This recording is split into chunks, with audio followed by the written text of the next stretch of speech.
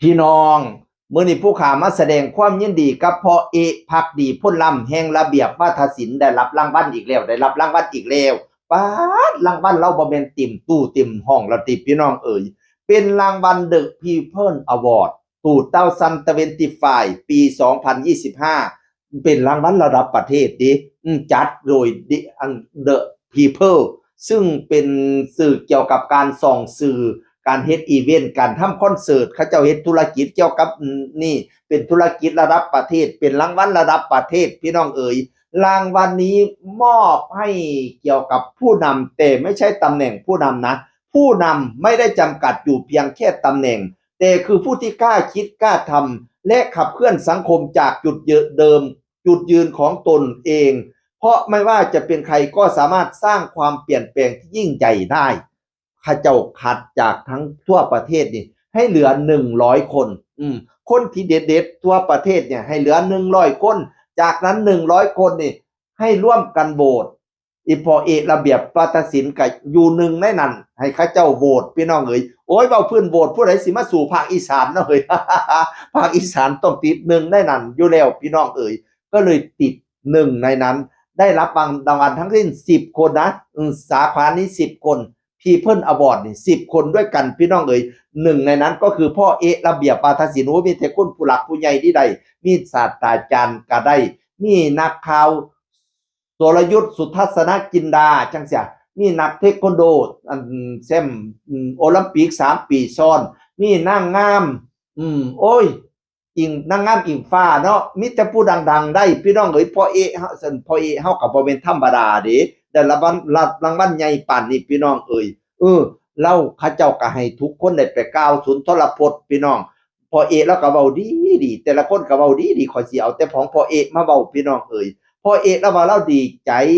ตื่นเต้นที่ได้รับรางวัลนี้ซึ่งเป็นรางวัลอันทรงเกียรติพี่น้องได้รับความรู้จากหลายๆท่านที่มากล่าวสุนทรพจน์ในวันนี้พร้อมสิเอาความรู้นี่ไปพัฒนาต่อยอดต่อไประเบียบวาทศิลป์บางคนก็บ่ฮู้ว่าหมอลำคือหยังหมอลำมันเป็นการแสดงในวงแคบๆในภาคอีสานแต่ก่อนแต่ทุกวันนี้มันเป็นโซเชียลหมอลำก็เลยเปิดกว้างทั่วประเทศแล้วก็ทั่วโลกเลยเป็นยุคที่มีความเจริญของหมอลำพนาวานั่นน่ะระเบียบวาทศิลป์เนี่ยคุณพ่อระเบียบตั้งมา61ปีแล้วผมเนี่ยเพียง50ได้แค่58ปีตั้งแต่ผมยังไม่เกิดแล้ว58ปีพี่น้องระเบียบตั้งมา61ปีแล้วหมอลำนี่ต้องมีสมัยก่อนต้องมีความอดทนสูงก่อนที่สิไปทำการแสดงให้คนยอมรับคำว่าหมอลำได้แต่ก่อนผมเป็นเด็กน้อยเนื้อต่ำใจอยู่คำว่าหมอลำไม่ว่าจะไปโรงเรียนหรือไปที่ไหนก็มักโดนคนล้อว่าไอ้หมอลำเราเป็นหมอลำตั้งแต่เป็นนักเรียนพ่อพี่น้องเอ่ยเพราะมันเป็นอาชีพเต้นกินลำกินอันนี้เป็นความสัตย์จริงแต่ทุกวันนี้ผมภาคภูมิใจที่คุณพ่อท่านได้หวงแหนกับคำว่ามรดกอีสานแล้วก็ได้สืบสานและอนุรักษ์มาจนถึงทุกวันนี้องค์กรของคณะหมอลำระเบียบวาทศิลป์มีทั้งสิ้นมากกว่า300ชีวิตที่คอยดูแลรายได้ในแต่ละวันขั้นต่ำ500บาทสำหรับคนที่ใช้แรงงานหรือคนที่ทำงานกับระเบียบวาทศิลป์เรามีความภาคภูมิใจที่ได้ดูแลหลายๆครอบครัวสร้างเงินสร้างรายได้ให้กับหลายๆชีวิตซึ่งบางคนการศึกษาอาจสิต่ำต้อยบ่สามารถสิไปหารายได้สูงได้แต่ว่าก็ได้คำว่าหมอลำระเบียบวาทศิลป์นี่แหละซอยสู้พนาวานานะแล้วก็มีหลายครั้งที่ทำให้รู้สึกว่าท้อการไปแสดงแต่ละเที่ยนี่ก็ไปเรื่อยๆบ่อยู่กับหม้องบางมื้อก็พ้อฝนพ้อพายุบางมื้อก็พ้ออากาศที่หนาวสาวหลายคนก็ล้มป่วยคำว่าภัยธรรมชาติอันนี้เฮาต้องมีภูมิคุ้มกันต้องมีภูมิต้านทานต่อสู้กับภัยธรรมชาติต่างๆในการประกอบชีวิตแต่อย่างไรก็ตามร่างกายคนไม่ใช่หินไม่ใช่อิฐไม่ใช่ปูนก็ต้องเจ็บป่วยเป็นธรรมดาเราก็ยังต่อสู้เพื่อฝันสู่ความสำเร็จในการอนุรักษ์คำว่าหมอลำแล้วเราก็จะพัฒนาต่อไปเพื่อสืบสานคำว่าหมอลำอย่างยั่งยืนต่อไปเป็นการกล่าวสุนทรพจน์ของคุณพ่อเอกระเบียบวาทศิลป์ในงาน People Award